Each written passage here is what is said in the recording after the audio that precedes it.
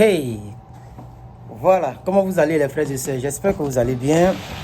Voilà, de mon côté, je vais très bien. Je m'appelle Herman Iwara USA, votre humble serviteur. Alors aujourd'hui, je vais faire cette vidéo très rapidement. J'ai fini de faire mes exercices. Bon, j'ai fini de faire des exercices. Je n'ai pas encore terminé tout ce que j'ai à faire parce que ce n'est pas possible. Je ne peux pas terminer ça aujourd'hui. Même si je vais rester là jusqu'à minuit, je ne pourrai pas. Mes chers frères et sœurs, je voudrais vous saluer. Merci à toutes les personnes qui mettent des pouces bleus. Merci à toutes les personnes qui nous soutiennent par leurs commentaires. Merci beaucoup. Moi aussi, je fais de mon effort donc de faire des contenus. Et voilà, hier, nous avons commencé un débat avec donc une dame qui m'a écrit. Et je pense qu'il est important de poursuivre parce que j'ai vu quelques commentaires qui m'ont aussi montré que certaines personnes sont déjà passées par ce que je traverse. Quand quelqu'un te dit, par exemple, en Afrique, tu vis bien, vous êtes bien en Afrique, ou vous êtes mieux en Afrique, ce n'est pas au niveau financier. Ça, je vous l'ai toujours dit. J'ai fait plusieurs vidéos où j'ai encouragé les gens, venez, parce qu'au niveau financier, être cireur de chaussures, je ne sais pas si ça existe, je n'ai pas encore vu ça. Mais pourquoi même les gens ne font pas ça, cireur de chaussures? Ben, je n'ai pas encore vu ça, hein. Donc ça veut dire quelqu'un, parce que moi mes études que je fais là, c'est des études qui nous permettent de réfléchir comme ça. Quelqu'un peut créer un petit magasin où il travaille sur les chaussures des gens, parce que je n'ai pas encore vu de magasin où les gens lavent les chaussures, scient les chaussures, reparent les chaussures, comme en Afrique. Moi je n'ai pas encore vu, peut-être ça existe dans d'autres. Bon, ici, comme c'est un coin de... Je suis dans une ville un peu high level. C'est pourquoi vous allez voir une seule chambre maintenant coûte 2000. Un jour je vais faire vidéo pour vous montrer les prix. On va aller sur les sites là, vous allez voir, les sites de location là.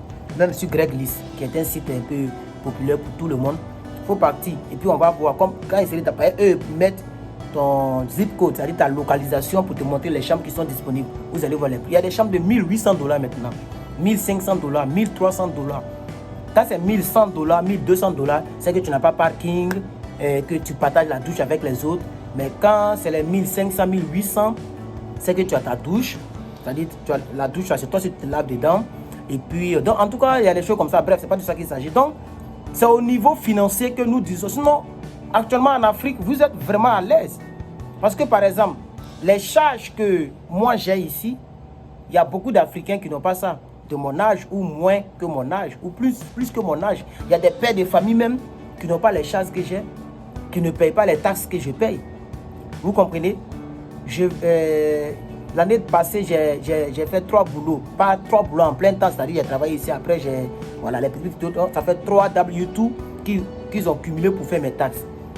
Le plus gros, là, c'est là où je travaille à McDo même, mon boulot phare. Là. Les taxes que j'ai payées, c'est qu'on m'a coupé d'abord sur mon salaire. Là, quand je calcule, ça fait presque $9000. Et $9000, ça fait à peu près, ça fait plus de 4 millions. Vous comprenez? Quand tu vois ça la partie, ça c'est ce qu'ils ont coupé d'abord avant d'aller maintenant faire tasse. Vous comprenez? Donc, il y a ça aussi. Et puis, il y a aussi le stress de la vie même. Voilà. Si tu n'as pas un mental fort, tu vas regretter d'avoir voyagé vers les États-Unis ou vers un autre pays de l'Occident. Ça, je te le dis. Parce qu'il y a un stress pas possible. Surtout si tu es dans un pays avec un autre langage. Là, je suis en train de faire ISL. Ils appellent ça high level, le niveau très avancé de ISL, qui est une filière non-credit. Non-credit, ça veut dire, ça ne compte pas dans ça est dans le parcours, mais ça ne compte pas en tant que point. Ça ne m'aide pas à avoir mon diplôme que je cherche. Mais j'ai besoin de ça par rapport à ce que je fais, parce que ça va me servir dans la vie active. Et ça me prend en moyenne 7 heures, presque 8 heures. Je pense que c'est 8 heures par semaine. Vous voyez? Donc je suis obligé d'aller faire des cours. Tu payes carburant pour te déplacer. Tu dois manger aussi, parce que souvent c'est... Donc tu payes carburant, tout ça. Donc par semaine, 8 heures par semaine, ce temps que tu pourrais prendre pour faire d'autres exercices, d'autres choses, tu es assis en train d'écouter un professeur, en train de faire des exercices. Vous parlez en groupe, ok? Vous faites des discussions. Mais bon, moi, qu'est-ce que je me suis dit? Ce qui est bon dans ce cadre-là, c'est que tu peux te faire des connaissances, parce que c'est un programme de toutes les personnes qui sont non-native language, c'est-à-dire non-English native, un truc comme ça, c'est-à-dire qui ne sont pas anglophones, si vous voulez, qui ne sont pas nés dans un pays anglophone. Vous voyez un peu, non? C'est ce programme-là. Donc, c'est-à-dire les Espagnols, les Turcs, les gens qui parlent arabe, les Russes, les francophones, on s'est réunis. Donc là, il y a des connaissances où tu peux faire des connaissances et ça, c'est bon. Pour l'instant, nous, on fait en ligne et je pense que l'année prochaine, il y a un programme que je dois faire qui est seulement maintenant au campus. Voilà, mais on fait en ligne. Même en ligne, tu peux te faire des connaissances. On ne sait jamais. Donc bref, chers frères et sœurs, c'était un peu ça. Donc il y a tout ce stress.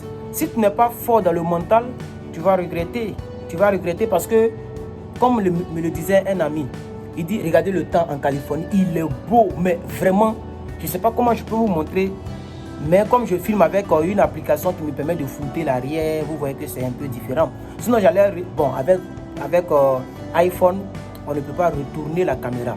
Voilà. Sinon, j'allais retourner la caméra, vous montrer comment c'est bon, ça fait beau vivre. C'est pourquoi la plupart des films se tournent en Californie. La plupart des films, parce que le temps est bon outside. Le temps est bon pour, tu vois, non, pour faire des vélos, pour aller dans la bourse, pour aller à la plage, pour aller le temps. Actuellement, je vous parle, le temps est bon. Vous voyez comment je suis habillé? Parce qu'il ne fait pas froid. Attends, actuellement au Texas, il fait très froid là-bas, dans les autres États. Mais mon ami m'a dit, par exemple, que...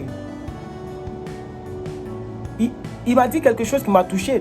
Il dit, le temps est bon, mais tu n'as pas le temps pour en profiter, pour profiter du temps. Tu vois, non? Quand tu vis en Californie, surtout Californie Sud, bon, partout, c'est la même chose. Californie, c'est le même temps. Là. Tu vis en Californie un bon temps. Very nice weather. Yeah, pretty nice weather. Le temps est bon. Le temps est magnifique. Mais tu n'as pas le temps pour profiter de ce temps-là. Donc, c'est mieux de porter des habits de froid. Et avec ça, parce que quand tu es immigré, tu n'auras pas le temps de profiter comme si tu étais dans ton pays. C'est de ça, au fait, les gens essaient de vous parler. Quand les gens vous dites que vous vivez mieux en Afrique. Moi, au départ, je me disais non, je pensais que tous ceux qui disaient ça étaient mauvais, ne voulaient pas que les gens immigrent. C'est pourquoi j'ai beaucoup communiqué sur le fait d'encourager. Et je vous encourage toujours. Il est mieux de ne pas avoir le temps de profiter du temps et puis tu as le temps de construire ton avenir.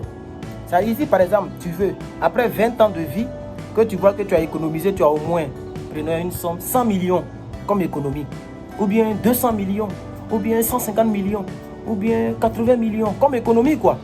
C'est-à-dire, si tu quittes les États-Unis, que tu vas en Afrique, tu as au moins en poche 100 millions de francs CFA.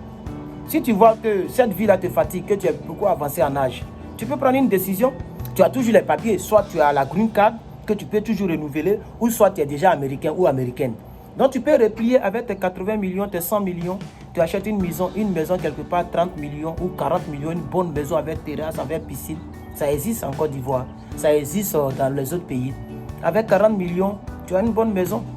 Voilà, avec 50 millions, mais c'est même, je peux dire, peut-être un petit duplex, ou bien 2 niveaux, ou bien une bonne villa. Donc si tu as par exemple 100 millions, prenons 100 millions d'économie, après 20 ans de vie, ou bien combien d'années de vie, et que tu rentres au pays avec ça. Mais si tu as par exemple 100 millions, 50 millions, ça peut te mettre un coin où tu vas bien vivre. 30 millions, tu investis dans un projet qui va te permettre de ne pas trop devenir sec. Tu vois un peu, non? Voilà. Et puis le reste là, tu mets dans ton compte bancaire qui va te permettre de voyager. Puisque tu as déjà vécu aux États-Unis, tu peux maintenant, ça c'est des idées que je donne, hein, tu peux prendre ça, ça fait partie de mes idées aussi, on ne sait jamais. Voilà. Donc, dans les 50 millions, tu as pris, dans les 100 millions, tu as pris par exemple, désolé, mon application m'a demandé, l'application ne filme pas longtemps, donc j'ai relancé encore la vidéo.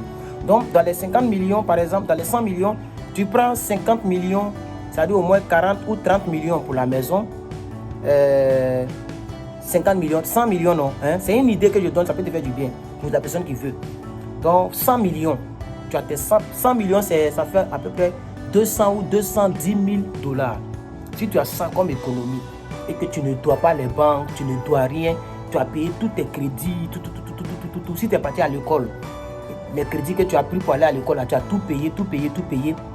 Tu peux prendre maintenant les 100 millions, c'est-à-dire 200 et quelques mille $, tu voyages, tu arrives dans ton pays. Tu dis, bon, 50 millions, c'est pour m'implanter dans le pays. Et dans les 50 millions, tu prends une villa de 30 ou de 40 millions.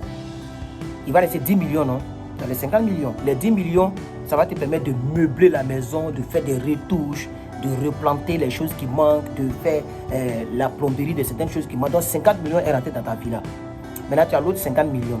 Dans les 50 millions, tu peux prendre par exemple 25 millions pour investir dans un petit projet de cybercafé ou de quelque chose qui marche dans ton pays, ou acheter les hectares de terrain, de brousse, et puis faire déjà un champ de papaye, un champ de goyave, un champ de maïs, un large champ, plusieurs hectares de ce que tu veux. Hein? Voilà. Et maintenant, tu as maintenant 20 millions que tu gardes dans ton compte bancaire toujours, qui peut te permettre de voyager de ton pays aux États-Unis pour peut-être faire venir les marchandises, pour que tu puisses vivre. Voilà, comme tu le veux. Ça, c'est une idée que je donne, mais ce n'est pas de ça qu'il s'agit. Mais c'est pour dire, pourquoi je fais tous ces trucs-là. Je dis tout ça parce que c'est pour dire que ce n'est pas facile. Ce n'est pas du tout facile de vivre ici. Parce que le côté humanitaire, tu ne le sens pas. Il y a certaines choses qui vont te manquer. Les gens n'ont pas le temps. C'est pas comme en Afrique, tu peux voir tes amis, les gens qui jouent. Je n'encourage pas tous ceux qui jouent au billard, mais je vais dire que tu peux voir des jeunes qui sont ensemble, ils sont en train de pousser au damier, et puis ça cause à côté. Hey, c'est comment? Mon ami, hey, c'est comment? Et puis ça cause. Ici, les gens n'ont pas le temps. Souvent, le temps que les gens peuvent avoir, c'est de se croiser, sortir ensemble. Voilà, Jean, go et gars, tu croises ta copine quelque part rapidement, 2 heures, 3 heures. Même dans ça, vous n'avez pas le temps. Vous voyez, non, il n'y a pas le temps. Les gens n'ont pas le temps. Vous voyez? Donc, c'est un peu ça. Mais ça ne m'empêche pas de vous dire de venir immigrer. Plusieurs personnes le savent et puis les personnes vont. Vous voyez? Voilà. Donc, mais c'est pour dire que côté humanitaire, côté libre, côté enjoy the life, ce n'est pas trop ça. Tu verras la différence. Surtout si tu as grandi dans ton pays. C'est-à-dire tu as été déjà mature, tu as vécu dans ton pays pendant tes 20 ans de vie ou tes 25 ans de vie. Tu vois, non? Donc tu viens ici lorsque tu as 25 ans, mais lorsque tu as 30 ans, tu as 35 ans, 40 ans, tu verras la différence. Toi-même, tu vas apprécier. Maintenant, c'est les durs qui vont s'en sortir. C'est les courageux qui vont s'en sortir. Et je vous encourage à être courageux s'il arrivait que vous venez ici. Donc, quand les gens vous disent que vous vivez bien en Afrique, c'est un peu c'est à ça que les gens font allusion. Ok? Voilà. Donc, c'est maintenant, moi-même, je l'ai compris. Parce que ce n'est pas du tout facile. Surtout si tu viens que tu vis par toi-même. Tu n'as pas parents, tu n'as pas soeur, tu n'as pas frère, tu n'as personne, que tu vis par toi-même. Ça devient plus difficile. Et en plus de cela, tu vis dans un pays dont le système est carrément différent de votre système francophone. Donc dans un pays anglophone, la langue, tu ne comprends pas tout. Au début, c'est compliqué. Et au fur et à mesure, donc, il y a tout ça. Donc il faut t'apprêter par rapport à tout ça avant de pouvoir songer à venir. Sinon, si c'est le fait de venir, moi j'encourage les gens. Voilà. Tu viens, tu vas à l'école, tu viens, même si tu ne vas pas à l'école, tu travailles et puis tu auras. Souvent même tu travailles, tu as tout. Mais tu ne peux même pas faire même, c'est-à-dire même, je ne sais pas. Dans une autre vidéo, on va continuer. C'était Herman Ivoirien USA pour vous faire cette vidéo. Que Dieu vous bénisse. Merci à toutes les personnes qui mettent les pouces bleus. Bon, les pouces bleus ont beaucoup diminué ces temps-ci. Avant, je voyais les 400 pouces bleus, 300 pouces bleus. Maintenant, c'est 200, ça tourne vers 200. Beaucoup ne mettent pas des pouces bleus. Et puis, les commentaires aussi ont diminué. Voilà, la vidéo d'hier, j'ai vu plus de 2000. Même le petit direct que j'ai fait hier soir, là, j'ai vu aussi plus de 2000 vues. Mais les pouces bleus, c'est pas ça. Et puis, les commentaires, beaucoup ne commentent pas, je ne sais pas pourquoi. Mais en tout cas, merci à ceux et celles qui commentent. Merci à ceux et celles qui bombardent les pouces bleus. Et ça nous encourage à faire des contenus. Maintenant, là où je vous parle, il est un peu tard ici. Mais je vais vous balancer la vidéo. Je n'ai pas encore mangé depuis le matin. Je vais chercher à manger. Chercher aussi à juste me reposer un peu. Parce que demain, on doit encore courir au boulot. Donc, boulot, école, école, boulot, boulot, école. Voici ma vie. Voici ma vie. Toutes les personnes qui m'écrivent, les personnes veulent quelque chose de moi. Soit des informations, soit telle chose. Personne ne m'écrit de qui je vais recevoir réconfort, de qui je vais recevoir encouragement. Personne. C'est pourquoi je dis merci à mes abonnés, que ce soit ici comme sur ma page Facebook. Je remercie toujours mes abonnés qui commentent, qui me soutiennent avec des pouces bleus. Au moins, je reçois quelque chose de vous, par les pouces bleus, par les commentaires. Sinon, pour l'instant, je ne peux pas dire que je suis seul au monde, mais j'ai envie de dire ça. Mais un jour, je ne serai pas seul. Merci beaucoup, c'était Herman Ivoirien USA. Que Dieu vous bénisse et à la prochaine.